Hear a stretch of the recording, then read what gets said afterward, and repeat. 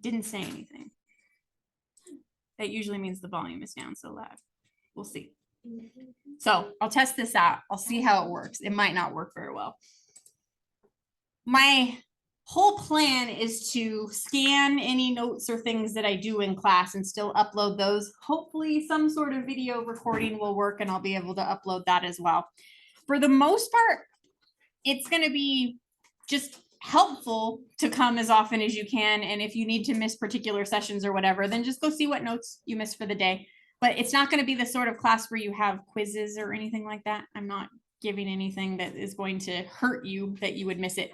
What I do plan on doing is having like exam review or quiz review or that kind of stuff. And so those types of things are helpful, but not things that you would have to do. So it would be like, I might recommend that you do some practice midterm questions or something like that, but it won't be something you absolutely have to do.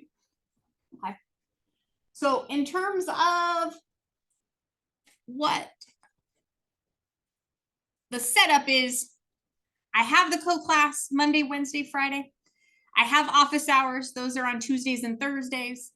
And then there's also drop-in tutoring through the AATC. That doesn't start until April 7th, which is a Sunday. If you've never been there before, it's in the lower level of Shields Library. So you go into Shields Library and go down the stairs, right through those doors. We have all of our tutoring.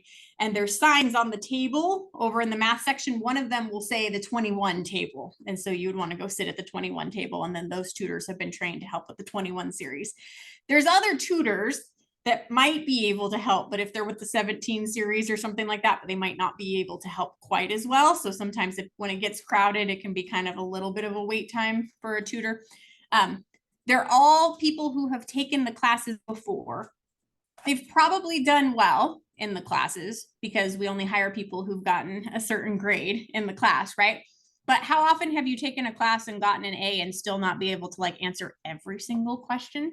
So where people get frustrated with the tutors are like, I went to tutoring and they couldn't help me with this question, but it's because like they picked the hardest question to go through. Like we have to have a little patience with the tutors. They're doing the best they can, but they don't necessarily know how to do all of the problems down there, but they're really, really helpful in terms of if you just need help getting started with a homework assignment, or there was like a certain concept in class that you were kind of struggling through and you wanted to go use tutoring. Absolutely, still give it a try. I'm hoping that I'm helpful enough that you don't have to use that a whole lot, but I know that not everyone can come to my office hours, so I just want to remind you that that's another option.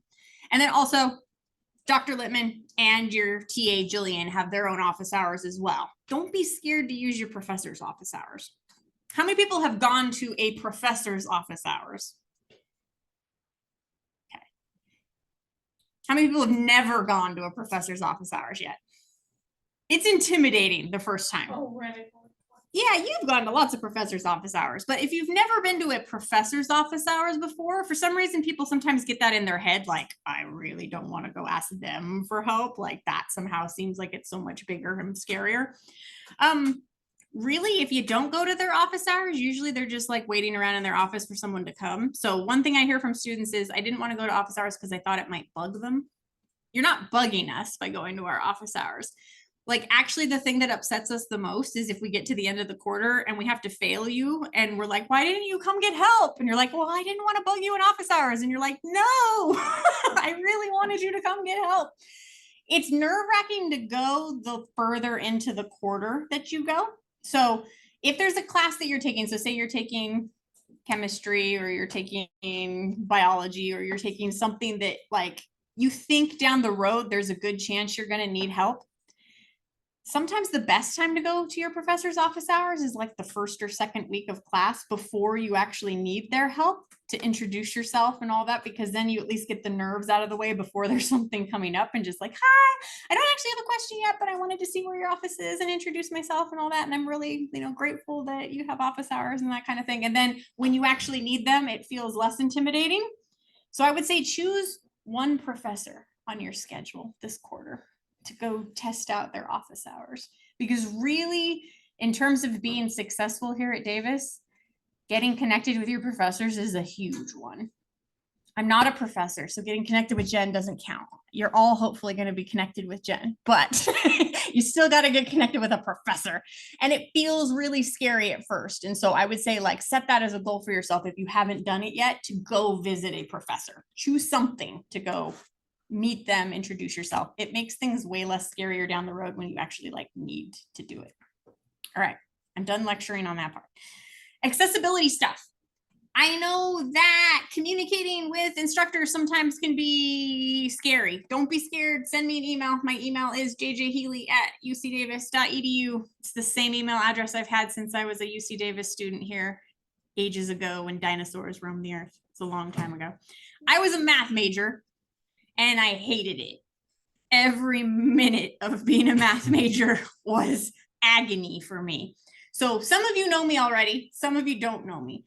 I actually way prefer any other thing besides math. I picked math because my whole family is teachers. And so that was like kind of a given. I was going to be a teacher. And I was like, but what am I going to be a teacher in? And I realized that I'm really not great at explaining how to write an essay to somebody because I can just write an essay. So if you're like, yeah, but like, how do you start an essay? And I'm like, I don't know. You just like write an essay. Or like, how do you do well in history? And I'm like, you read your book. I don't know how to tell you how to be good at that because I just knew how to do that stuff. What I didn't know how to do was my math.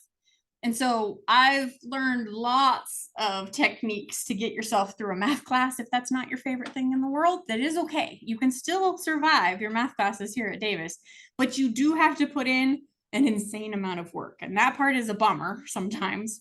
A lot of it is realizing that if you're watching other people and you're like, well, like my roommate, seriously, he only spends an hour on his math homework and it's not that big of a deal. Yet you might need to spend 5 hours on your math homework and there is nothing wrong with you. You literally just, it takes you that long to do the thing and that's what you need to do. It doesn't mean you're doing it wrong.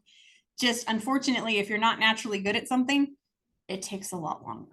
You have to put in more time. Math is one of those things where the amount of time you put in is pretty much what's going to dictate whether or not you make it through it if you're not naturally good at it. Don't worry about those people who just naturally understand what they're doing. You'll never catch them. It's impossible. They wake up and they just know it. I was not one of those people. It was hard, but totally doable if you get help. And so what I had to do was go to my professor's office hours all the time. I went to my TA's office hours. I made friends in classes and I was the most introverted person ever, which I know is hard for people to believe when I stand up in front of people and I teach, but like I did not like talking to people, and group work is like my least favorite thing on the whole planet. But it's so important and it is the thing that will help you survive here at Davis. So literally, one thing I hope you do is meet somebody else, either in here or in the larger lecture class. Introduce yourself to whoever tends to be sitting near you on a regular basis. Get to know somebody else. And I would definitely say try and form some study groups and things with other people. They do not have to be the kind of people you want to hang out with like on the regular, like they don't have to be your friends, but you want to make some math friends that you have people to kind of just like run things by. So when you're doing problems like, hey, did you get that for number 2? Or where did I go wrong? I'm stuck on this one. Having someone else to bounce that kind of stuff off of is so helpful for math. So we'll do some practice stuff together where you kind of work in groups and I'll teach you some ways to make that kind of less awful. If you really, really hate working with other people, I understand. I don't like working with other people either, but it saved my butt being a student here at Davis. So hopefully I can teach you some things that will help you get through there. Accessibility statement. I really, really, really, really, really think it's important to help people make the best use of any of the accommodations that they've gotten through the SDC Center. If you're someone who has accommodations, you don't have to call yourself out. But if you're someone who has accommodations and you have not sent your letter out to your professors yet, do you know you have to do that every quarter? So if you have accommodations, the SDC Center actually needs you to log in and you have to push that out to each of your professors every quarter. If you haven't done that yet, that's something you're going to want to do because your professor has no idea that you have accommodations if you didn't send them out. If you're someone who suspects that you may need accommodations and you've never gotten them before, how would you know if you were someone who might need those things? If it feels like You could totally do this stuff if only you had 10 additional minutes on all of your quizzes or exams, or you keep reading things over and over and over again. And you're like, is it normal to have to read something 5 times to understand how to do something? It depends. Sometimes the answer is yes, it's totally normal to have to do that. If it's a math word problem and you had to read it 5 times to understand how to do it, you are a normal human being. That is very normal to have to reread them.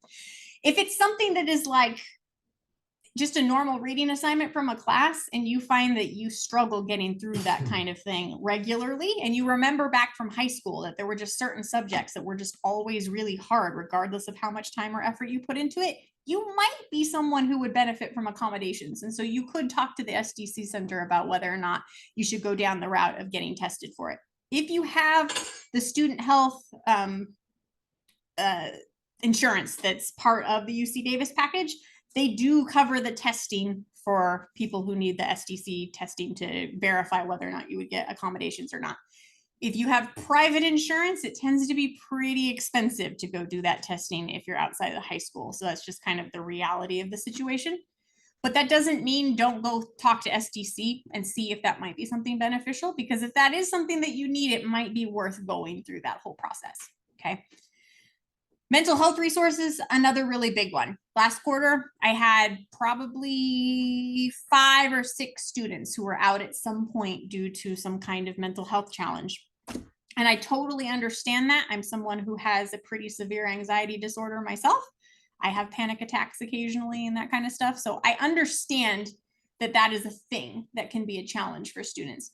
I also know that life goes on and they don't stop the world for you just because you have mental health challenges and that kind of thing.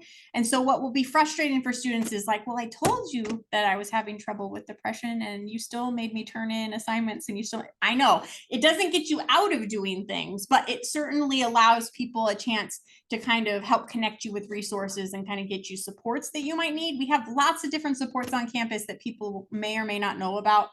One of the services that's pretty new so far to campus is called Health 34. And I'm going to have them come talk to you on Wednesday during our co-class for a few minutes. If you've never heard of Health 34, the 34 is sounds kind of random, but it's actually our fire department is engine number 34. And so it's run through our fire department. And they're a team of people who are trained in sort of like crisis stuff. And so they're going to come talk about how to handle different mental health challenges or different minor emergencies on campus. So if you've ever like fallen off your bike or something or got hit by somebody and you're like on your way to class, but you're bleeding and you're like, what am I supposed to do? You can call Health 34 and they'll come and help get you bandaged up or get you a ride back to your dorm if you really aren't in any shape to get back on your bike and make it back to campus. So they're going to come talk for a few minutes because they're so new that most students haven't heard of them yet. And so I just want to make sure that people have heard about those services. So they'll come on Wednesday and talk to us. Most of the stuff for my class, I'm going to keep under the modules on Canvas, and I'm going to organize things by weeks. There's not a whole lot up there yet because it's just week number 1, but I have the introduce yourself assignment on there. So in terms of like a reflection for my people who are hoping to get points in order to actually get a pass for this class, if you're someone who's enrolled, this will be one of the first reflection assignments that you'll do. It's not difficult. I'll show you what it actually has in there. It asks your major, your favorite class here at UC Davis so far. Why am I asking that? Because sometimes you're taking really awful classes and you haven't enjoyed any of them yet, but like there's a class that you've taken so far that was cool. I'd love to know what that class is because it also helps me give suggestions to people in the future when they're like, oh my God, my first set of classes were awful, but I took flower power and it was my favorite class ever. Or like, okay, cool. I want to hear what the cool classes are, but also what are you interested in? Something you enjoy doing when you aren't studying. So back in the day, I was a runner. That was my favorite thing to do. I got COVID, unfortunately. So long COVID has kept me from running. I'm trying to get healthy again so I can do that. But that was my thing. I love to run. What do you love doing when you're not studying? Not to say that you love studying, but probably most of your time lately has been taken up by the studying. But what I've noticed is that a lot of my first year students haven't spent a lot of time on the stuff they love since they've come to campus, because they got busy or they just haven't found a way to build those hobbies back into their everyday life. That's important. And so I'm hoping that there's something that you love and some way you could bring that back into your life.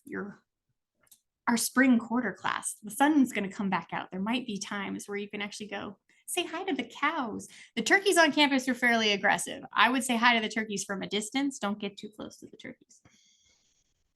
Why did you pet the cows? You can, they don't want you to pet them, but you can certainly wave to them through the fence. Or see if they like you. Why did you decide to take this co-class? I'm curious how you heard about the class. Some of you heard about it from me directly, and I was like, you should come see Jen. Some of you, I don't know how you found me. How did you find me? How did you decide to take the co-class? And if you have a preferred name or preferred pronouns that you'd like me to use, also let me know that. So that's your first assignment. If you are someone who is enrolled, you have to do it. If you're someone who's not enrolled, I'd still love you to do it, but it's not required. Does that make sense? So if you're someone who is trying to get credit for this class, this is one of your reflection assignments. If you're someone who's just auditing the class, you don't have to, but it's still helpful for me to have your answers. I would love to know that. Okay. Also under modules, I have some other resources here that might be useful to you at some point. So the UC Davis resources link has an insane number of resources listed here about just about everything. So there's academic support resources, there's health and wellness resources, career and internships, and campus community resources. And like, I'm just going to scroll real fast so you can see just how much stuff is on here. There's a million links on this page. So there's tons of resources here. You've probably seen this site before, but some students have told me they've never seen this site before. So I always like to include it just in case you're someone who's like, what? I didn't know these things existed. There's tons of sources.